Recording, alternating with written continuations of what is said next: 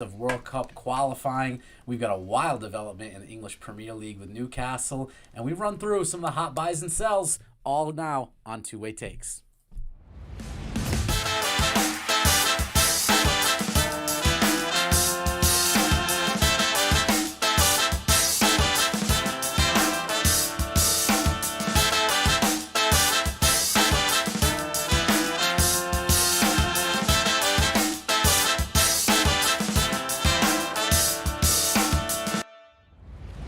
What's going on, everybody? Welcome to episode number 13 here of Two-Way Takes. I'm your host, Matty V, joined by my co-host and brother, Producer Mitch in the building tonight. How you feeling, buddy? I'm feeling pretty good.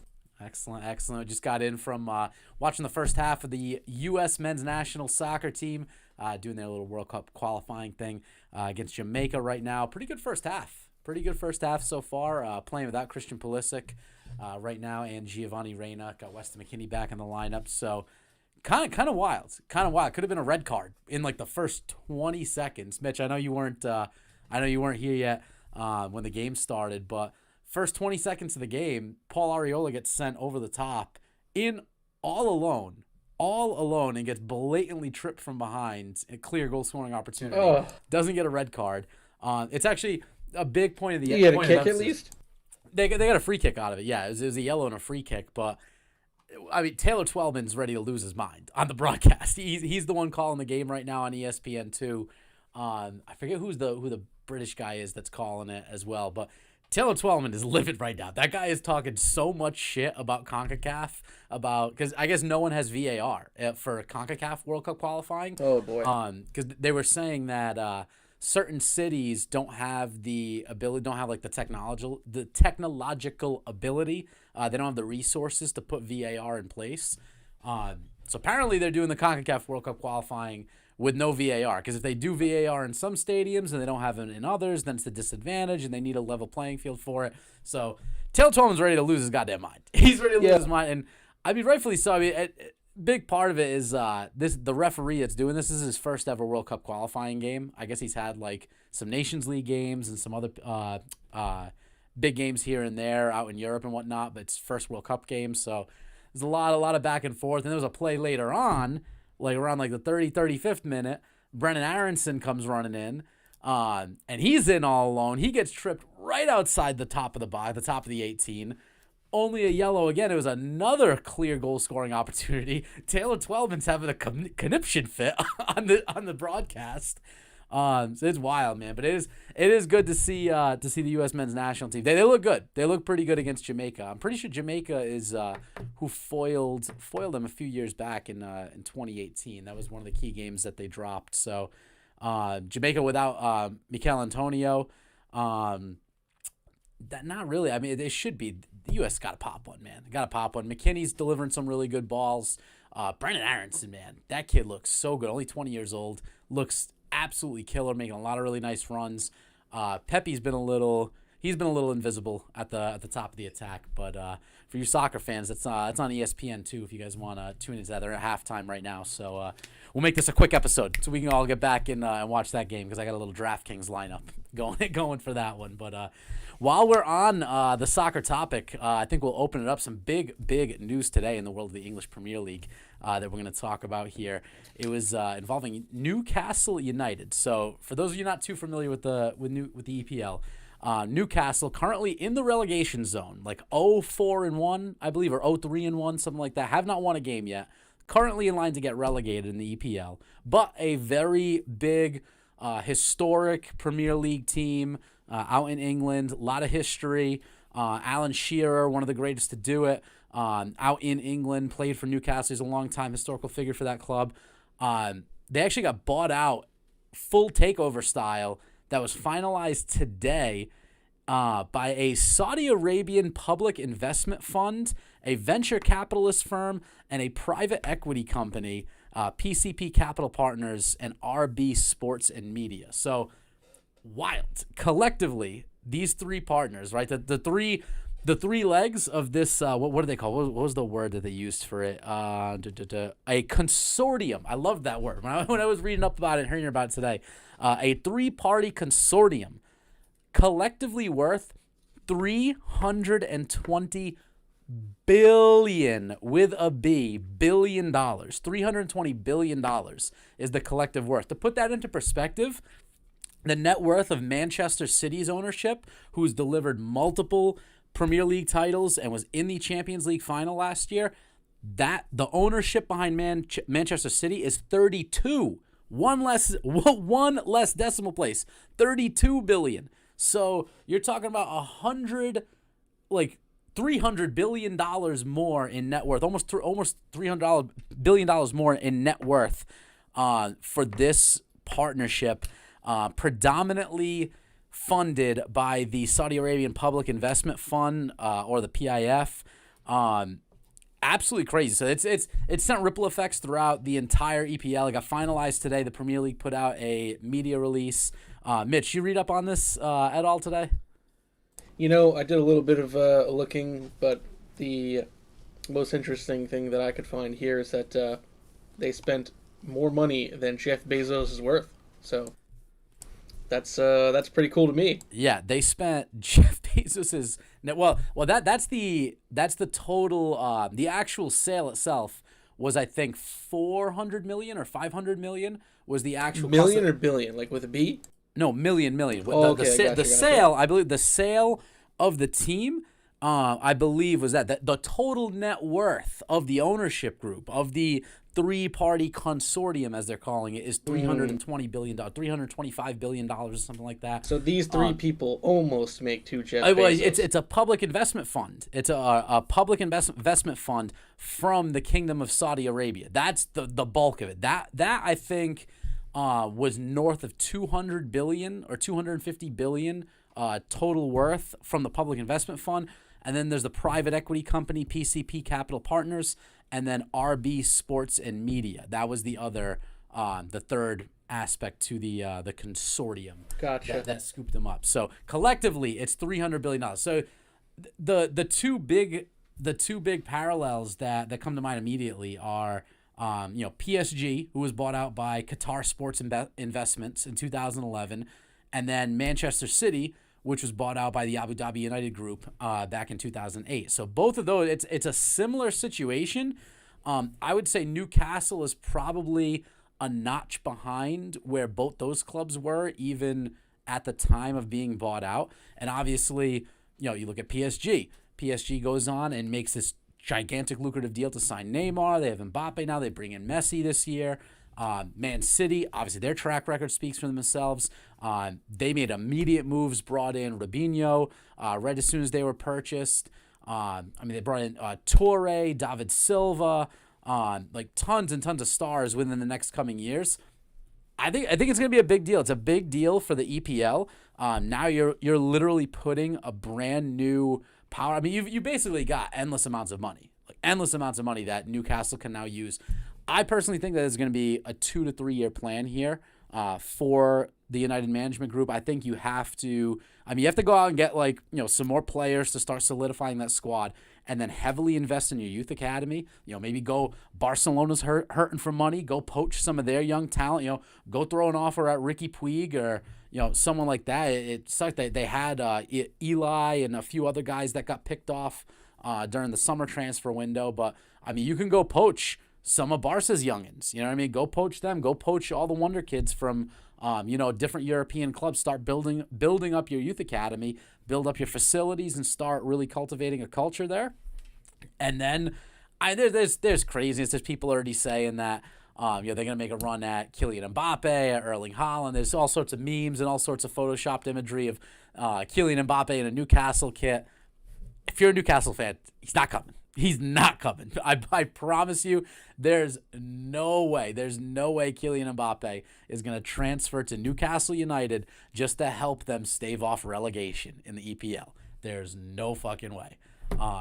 So just really interesting story. I think one of the big things, one of the big undertones here that's been getting a lot of notoriety here is the topic of sport washing. So there are quite a few articles actually from BBC.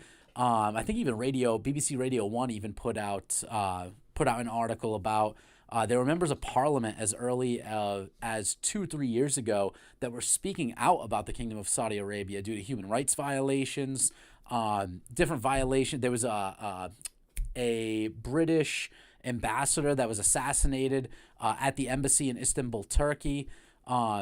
That was then the suspect was then Herbert, I believe, by the Kingdom of Saudi Arabia. So there was a lot of criticism about sort of the dark side of potential sport washing. Saudi Arabia sort of trying to prop up and mask some of the human rights issues that they've come under fire for in recent years by hosting sporting events, being a big part, being in the limelight of professional sport. Obviously, professional football out in Europe is huge. It's basically a religion out there.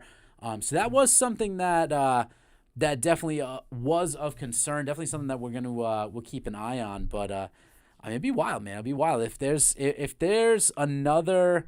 If they play their cards right and they kind of create another powerhouse in there just backed by money, and now they're competing with the likes of City, United, Chelsea, all the top dogs in the EPL. Could be interesting, man. It could be really, really interesting. So, one thing I did find funny, right, is I put a little list together of the collective net worth of these guys, over $300 billion. So, I was really hoping you weren't going to skim by this because this is amazing. What?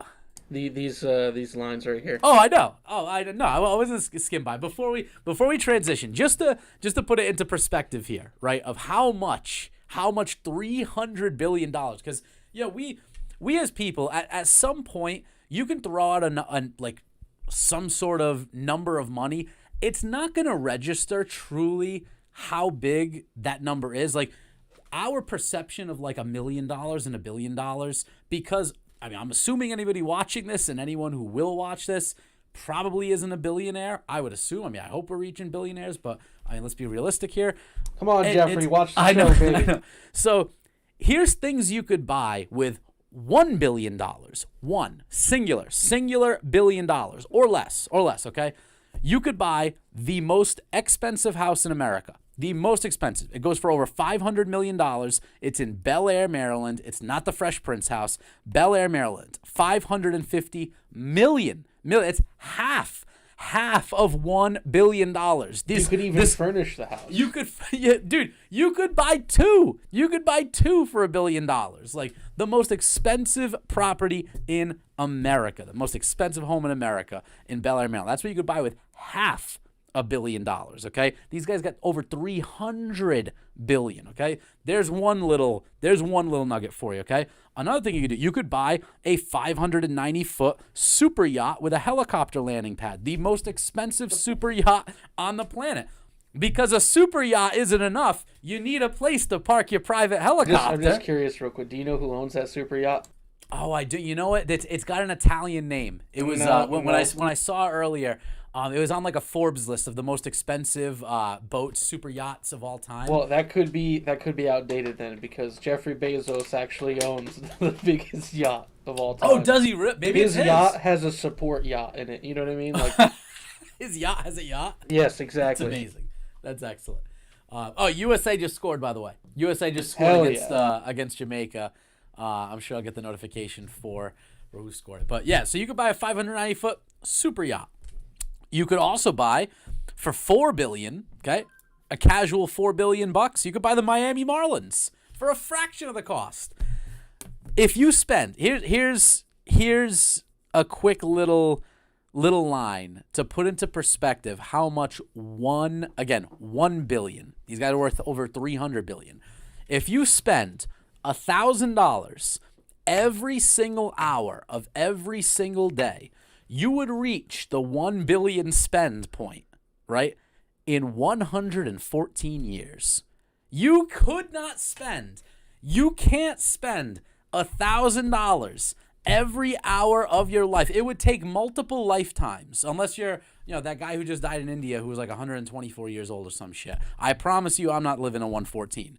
But 114 years. That's how long it would take to spend $1 billion if you spent $1,000 every hour on the hour, nonstop. It would take you 114 years. I could certainly try.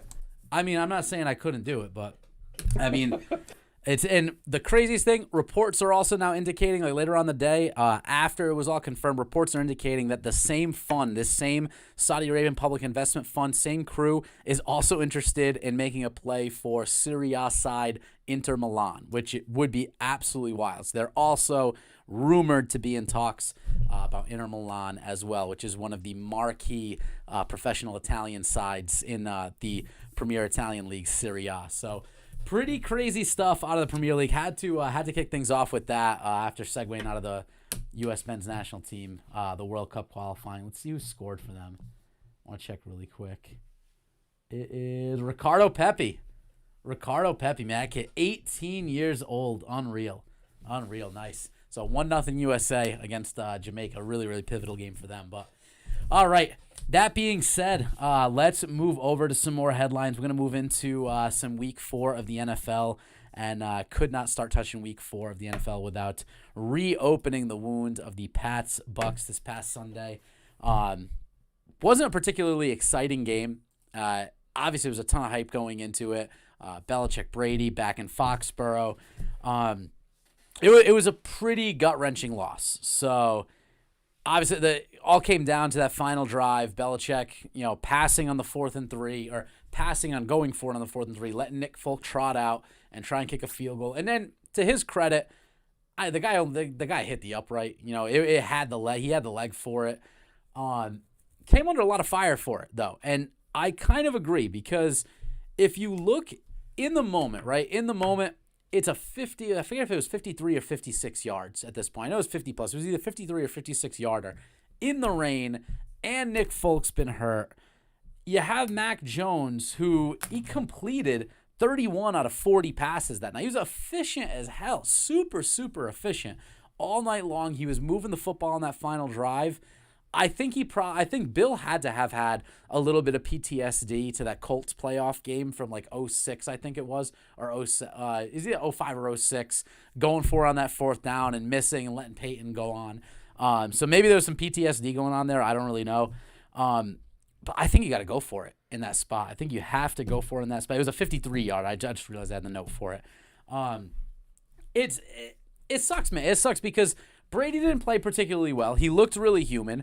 I mean, they ran the ball down our throats. They ran the ball down the Pats' throats. I mean, Leonard Fournette looked really good. He had 92 yards, averaged 4.6. Ronald Jones chipped in 25 yards. He averaged over 4 yards per carry. There was nothing particularly special, minus the fact that we could not stop the run. We were getting gashed by the run. There wasn't really anything particularly special that Tampa Bay did. I think the defense threw a lot of different looks at Brady, threw him off.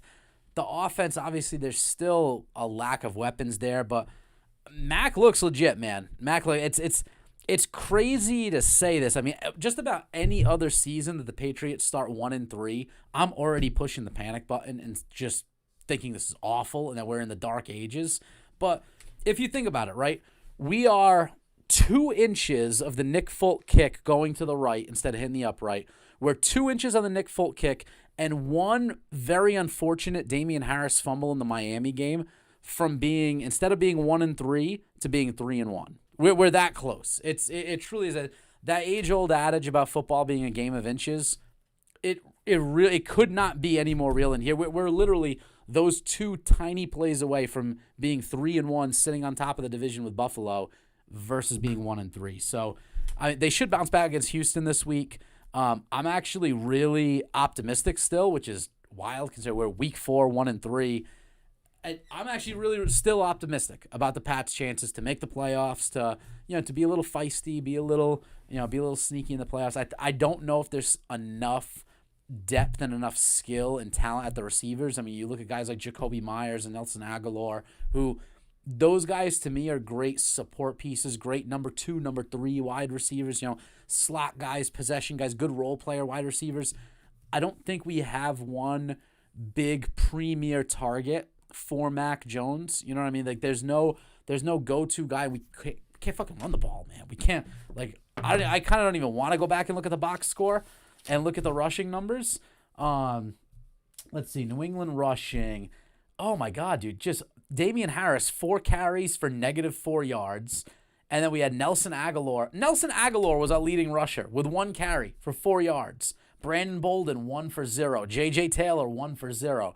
Mac Jones, 1 scramble for -1 yards. It's like, dude, you can't. We literally had it. We had -1 rushing yards on the day. Baffling. We were even in the game. And Mac, it's not like Mac threw for 400 yards. He threw for 275 yards. So definitely some holes on offense that need to be addressed, that need to be fixed. Need more weapons. But all things considered, man, it's crazy that, I feel like a lot of Pats fans aren't in full-blown panic mode, but we'll see. Should get back on track against Houston this week, but we shall see. I mean, end of the day, I do really like what Mac's done. I mean, his line wasn't bad. 31 of 40, 275, 2 touchdowns, 1 interception, sacked 4 times. That kind of sucks. I mean, we only got to Tom once, 1 sack for 8 yards, but 4 sacks totaling a net of 25 yards lost. That's tough, man. That's tough, especially on some of the key drives that you really need to get points out of. That's tough. Offensive line play, not great, as is evident by our -1 rushing yards in that game. But so we'll see. We'll see them get back on track. Funny enough, still on topic with the Pats and Bucks, I actually have them in the next little segment here. We're going to stick on the NFL here and look at some Week 4 love-hate NFL lines. All lines are brought to you by our friends at Sportsbook, RI, and Caesar Sportsbook. Please play responsibly. If you or someone you know may have a gambling problem, call the Problem Gambling Helpline at 1-877-9-GAMBLE. Sponsored by the Rhode Island Lottery. Available 24 hours a day to listen, help, and provide information. So, Sportsbook, RI. So, Pats, Bucks. I really, really like the first line. I absolutely love. Still has the Pats and the Bucks in them. 3-team tease. You ready for this for you gamblers out there? 3-team tease this weekend, right? You can tease the Bucks down from giving 10 to -4. You can tease the Pats down to -3, and then take the Titans, who I really, really like against the Jags this week, to +1.5, right? And that's going to pay you +162. You're getting above even money. You're getting 1.6x on that bet. I think the Bucks are a lock to cover. The Pats, I love the Pats winning by more than 3, bouncing back. Houston looks terrible. They look fucking terrible. They cannot do anything. Davis Mills still back there. I don't know if Tyrod Taylor is going to be able to play, but Davis Mills looks terrible. They have no running game. They can barely block. This should be a team that we carve up. It should be a double-digit win. This should be a very handy win. Houston's offense cannot move the football. Our defense is playing solid. J.C. Jackson is a much better corner than I think any of us thought coming into this year. So I love that line. I love the Titans to come out, kick the teeth into Jacksonville. Jacksonville's really struggled. Trevor Lawrence has had a rocky start to the year. I love that line. If anyone's looking for a little action here, 3-team teaser. You take the max teaser. Bucks -4, Pats -3, Titans getting 1.5 on the 3-team teaser, paying +160. Another line that we love here for Week 4, Dallas -7. Okay, so now I know a full touchdown's a lot for any NFL team. But fun fact, Dallas is actually undefeated against the spread this year. They are 4-0 against the spread this year, playing the Giants. I know the Giants are coming off that big win against the Saints last week. They probably got a lot of energy pent up going on right now. But as much as it pains me to admit it, Dallas looks really good, man. Dallas looks really, really good this year. Dak looks very comfortable running that offense. It looks like he bounced back from that injury real nicely. He's distributing the football. If Amari Cooper can be helpful, he's dealing with some rib injury stuff, some knee injury stuff. If he can play and is even at 90-95%, you got him, CeeDee Lamb. Zeke and Tony Pollard are doing a phenomenal job in that backfield. That lineup front's doing a good job. I don't really see the Giants stopping them. And now, just looking at it from a game flow perspective, there's nothing on the Giants defense there's nothing they've done this year that tells me that they're going to keep Dallas under 24 to 27 points. I don't really, I can't see Dallas hanging anything under 24 points on these guys. I really can't. So you're looking at the game flow there. You're going to take the best weapon on the Giants offense, which is Saquon Barkley, really out of the game. If you keep the ball out of his hands and you're forcing them to check it down to him, obviously he's still a threat in the passing game, but I mean, if you can take him out of the game and just feed Zeke Elliott, feed Tony Pollard, keep the chains moving and whatnot, I don't really see Daniel Jones dropping back. If you force him to drop back 30, 35 times, I don't know if Sterling Shepard's healthy yet. I know he's got Galladay there, a couple other pieces, but I can't see the Giants putting up enough points to keep pace. If Dallas wants to, I think they can hang 30-plus on this defense. So I love them at -7. I'll take them straight at -7. You could probably even tease them into, if you really wanted to get crazy, and tease them into that Bucks, Pats, Titans tease, that first tease. I don't even hate that. I mean, obviously, 4-team tease, that's a lot. You're asking a lot to happen, and crazy shit happens in the NFL all the time. Love Dallas, though. 4-0 against the spread. I will take them all day. Division game. They're going to come to play. Line I hate. A couple lines that I hate this week. Cleveland +2 against the Chargers. I hate that game. That's a trap game all day. I think Cleveland is a much better team than +2. I know it came out that Baker's playing with like a partially torn labrum right now or something like that. I hate that game. I hate everything about that game. That game could easily swing either which way because there are games that Cleveland can. Nick Chubb could have a giant game. He could, at any point, he can just bust out a 150-yard, 170-yard game with 2 touchdowns, keep the possessions low, bust this game wide open. Within a field goal margin, Justin Herbert on the other side, if he starts, lighting it up to Mike Williams and Keenan Allen, who's been a little quiet lately, and Austin Eckler, I don't like anything about that game. I'm staying away from that game and staying away from Kansas City and Buffalo. Kansas City is giving 2.5 to Buffalo. Kansas City this year 1-3 against the spread. 1-3 against the spread, so not looking good. And they've been a little helter-skelter too. You don't know what you're going to get out of Clyde Edwards-Helaire and the running game. Not that KC really needs a stout running game when you got Tyreek Hill and Patrick Mahomes just doing everything, and Travis Kelce. So their passing game and their bubble screens that they run, getting the ball, the end arounds and reverses they run with Tyreek Hill can kind of supplement some of that running game or lack thereof. But KC 1-3 against the spread, given 2.5. Buffalo can put up points, man. Like Josh Allen can sling the football. They can move it. Devin Singletary and Zach Moss on the Buffalo side have looked really good. They've looked very well. Chime in real quick. USA is up 2. Oh, who scored? Tell me McKinney. I need my DraftKings lineup, man. Yeah, I'm not sure. Let's see. Paulo Chuva said USA 2-0. Oh, excellent. Paulo, what's up, buddy? What's up, man? Oh, let's see who it was. Is it Dest? Also, Sergio Dest? Jerome Pepe scored again. Oh, God. Okay, I'm definitely done in DraftKings, I think. Is that showdown lineup? I'm more than likely definitely done. I think, yeah, all the Pepe owners are absolutely cruising a victory in this one. Oh, man. That's okay. Good for the USA. Pepe with 2. Well, I knew I should have just played him in the captain spot. Oh, man. Unfortunate. Oh, Brendan. Wait, are you sure it was Pepe and not Brendan? Oh, no, Brendan Aronson assisted on the second one. That's what it was. Yeah, good for that, man. Good for the U.S., man. I'm just using my sources here, my Facebook chat. Yeah. Honestly, dude, the World Cup is so much more fun when the U.S. is in it. And not for nothing, not to get off topic on the NFL lines here, but not for nothing. That stadium in Dallas where they're playing with, like when I was watching it out there, watching the first half and whatnot before we went live, dude, that place is rocking, man. Absolutely rock. Like there are a few times that I've ever watched a sporting event on TV where the crowd is like booming through the TV speakers. Like they're doing the USA,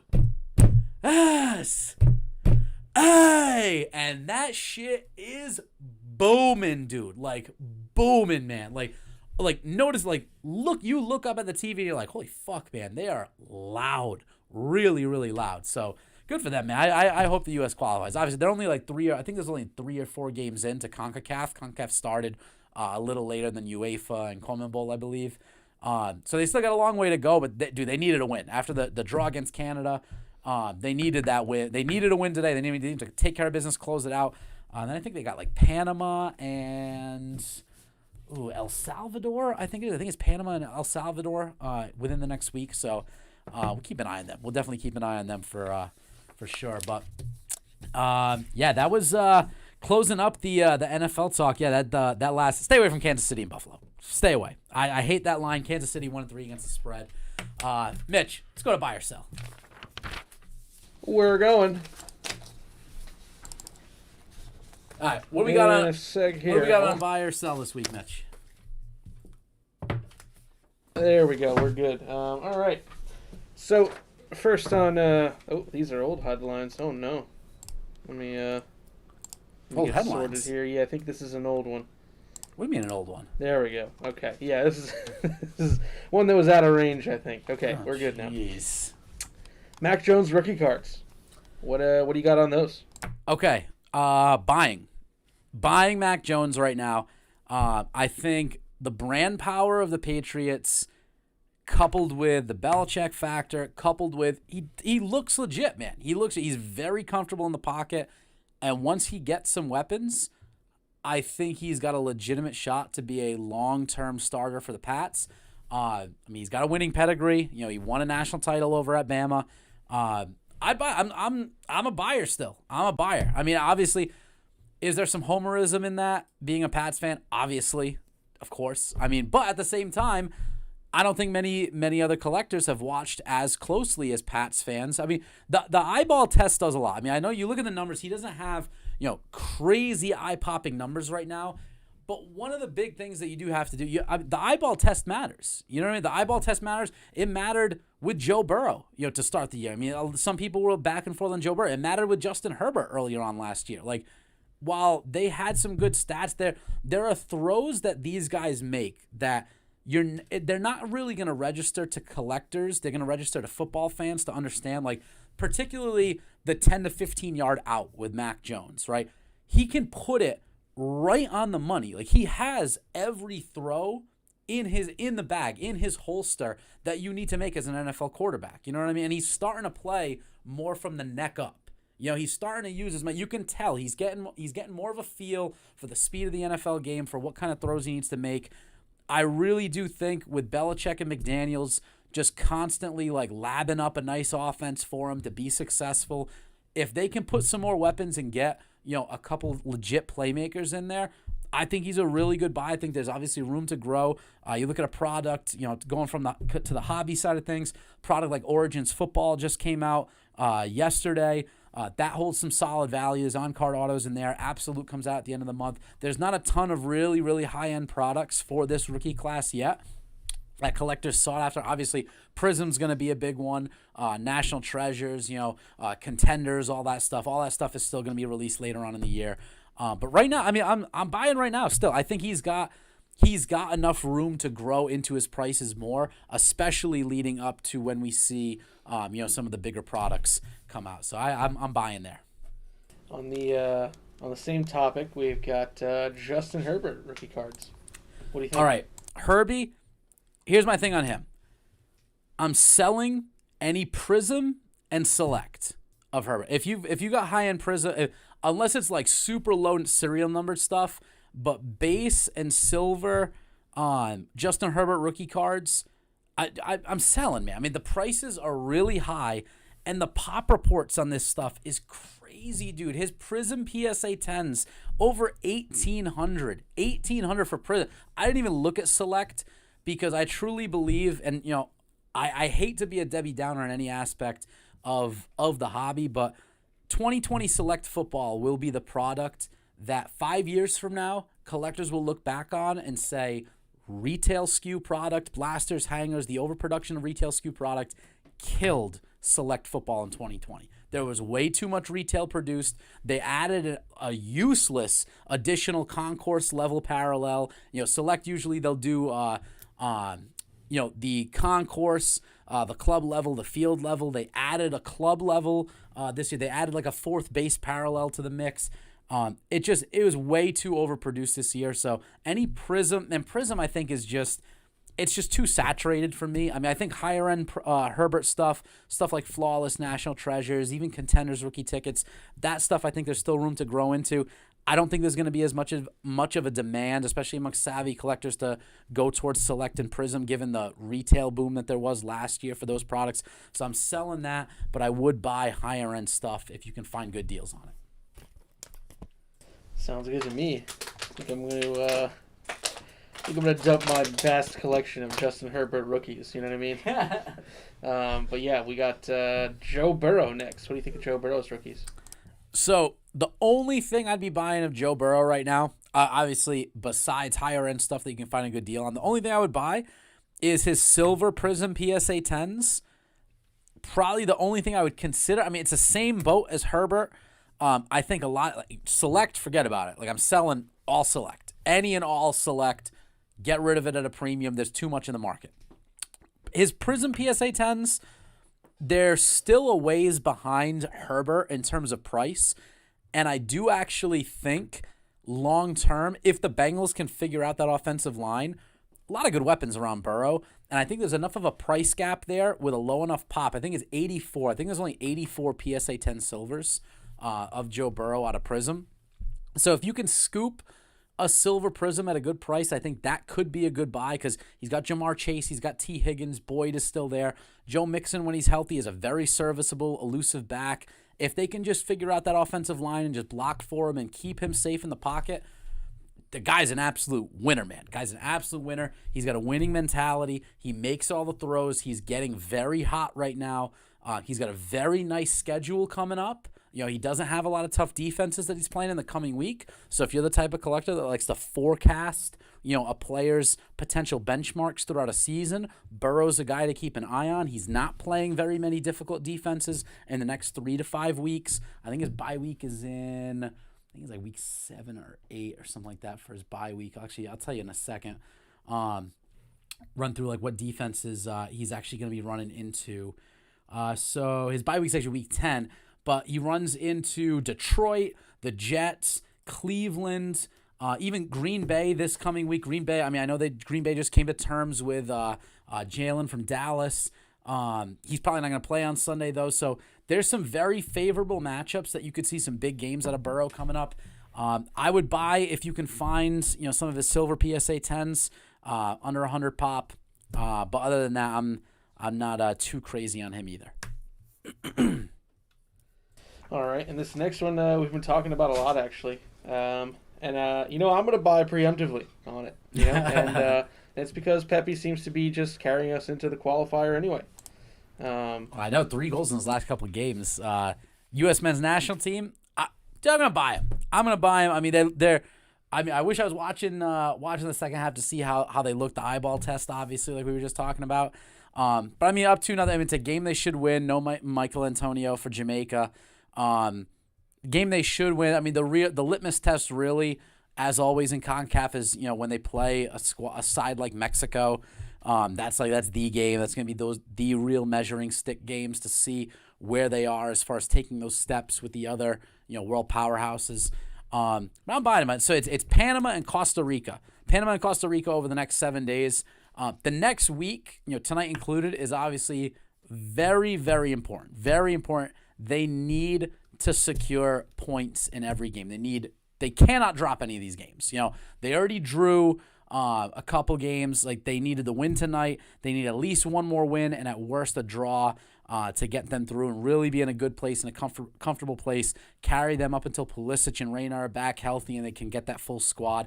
I think Pulisic, when he comes back, is going to be a really, really nice piece. I mean, you look at some of the stuff that Weston McKennie's been doing, sort of acting as a field general beyond the 18. You know, he's been going back, you know, getting the ball from the center backs, facilitating play. Aronson's looked absolutely electric. Aronson's might be the most surprisingly formidable player on that side. That just, you look at some of the runs he's making, some of the balls that he's playing in, very, very dangerous. He looks really good in the Bundesliga right now. There's a lot of guys that just, they've got room to grow. They're youngsters. I mean, obviously Pepe with 2 goals tonight. There's a lot of raw talent that they all just need to keep playing together and keep growing within one another. I'm going to buy that. I'm going to buy them to qualify for the next World Cup. And last but not least, what do you think about the Lakers meeting the Bucks in this year's NBA Finals? So, I know we put this in because you can't really disrespect the defending champs. I mean, I love the Lakers coming out of the West. It feels like a year It's very unlikely right now to see LeBron James be denied trips to the finals multiple years in a row while he's still, healthy. I think all reports indicate that he's come back very healthy. Russell Westbrook is looking very healthy. Anthony Davis is looking very healthy. I know it's crazy, but Carmelo Anthony, even though he's really just, a bench guy, bench scorer, kind of energy guy a little bit, kind of, you don't really know what he's going to get from it, but Melo playing with those guys as just sort of a situational role player that LeBron can trust and has a good relationship from playing, just beyond the court, their personal relationship off the court, their relationship playing for Team USA together. They have some chemistry. Dude, Melo did not look bad when he was in Portland. He was cracking the starting five multiple nights, especially when McCollum was out for a while and he had to fill in and play in that starting five. I know it's crazy, and I know a lot of these guys are, on the back nine of their careers and, really starting to see the tank sort of wind down, and they're kind of making their last push. But I really like the Lakers coming out of the West. I really, really do. I think that's a formidable team that if they're healthy come playoff time, I don't think anyone wants to play them. I'm going to sell, even though it's kind of disrespectful to the Bucks, only because I think the Nets, with a full offseason together, fully healthy, I don't think there's a better team in basketball. I mean, obviously there's the whole Kyrie situation panning out where he's not vaccinated, and you have all the stuff, people trying to catch quotes from Kevin Durant today. But if you have a healthy James Harden, Kevin Durant, and Kyrie Irving on the court, and you have all the pieces around, even a guy like Joe Harris, those kind of role players and stuff, I just don't see anybody really competing with a healthy Nets team. Now, it's a big if, because we've seen the last couple of years, Kyrie decides to just take off whenever he wants and gets hurt. KD is injury prone. Harden not so much. And, I think Harden's the type of guy where if he shows up in shape and motivated and wants to play, he can carry the load a lot, especially with Kyrie out, but as long as you have two of those three on the court, it's a really, really tough team to beat. And if all three are healthy, I don't think anyone can stop them en route to the NBA Finals. So I'll say Lakers Nets for sure. Yeah, that's all I got, man. That's all we got here. That's it. But, so that will do it. That will wrap up. That's gonna wrap up this week. Wrap up this week's episode. We'll be back. A little shorty. Yeah, little. Well, I mean, not so much. 9:20. Yeah, it's 9:20. Not bad. Not that short. But yeah, guys, that'll do it. So nice little weekly roundup. We'll keep you guys posted on a lot of these stories, and we'll be back next week. New segment next week. We're gonna do the film room. So one thing we wanted to do is we're gonna start breaking down different sports movies every other episode or so, I would say. So next week we're actually gonna put out what movie we're gonna watch, break it down, just kind of go through some of our thoughts. It's a little topic that we thought would be kind of fun with the viewers, kind of engage with you guys and kind of discuss together. So we'll be picking different movies throughout the month, throughout the seasons, and just a little open discussion. So film room, two-way takes film room next week, something to look forward to. So we'll let you guys know on that. But appreciate all you guys hopping on the live stream. Go USA, go Portugal, who will have some qualifiers coming up again soon, and go Sporting in the Champions League. They fucking need it, man. They're hurting right now. They're hurting in Champions League right now for sure. So and go Pats against Houston. I mean, I hope they kick Houston's teeth in, and go my 3-team tees, because I really want to look good this week. I forgot to go back and look at the lines we love, the results from last week. I think we hit a couple of them though. But yeah, we'll see how this line hits. I'm gonna make a note of this to touch on this in next week episode.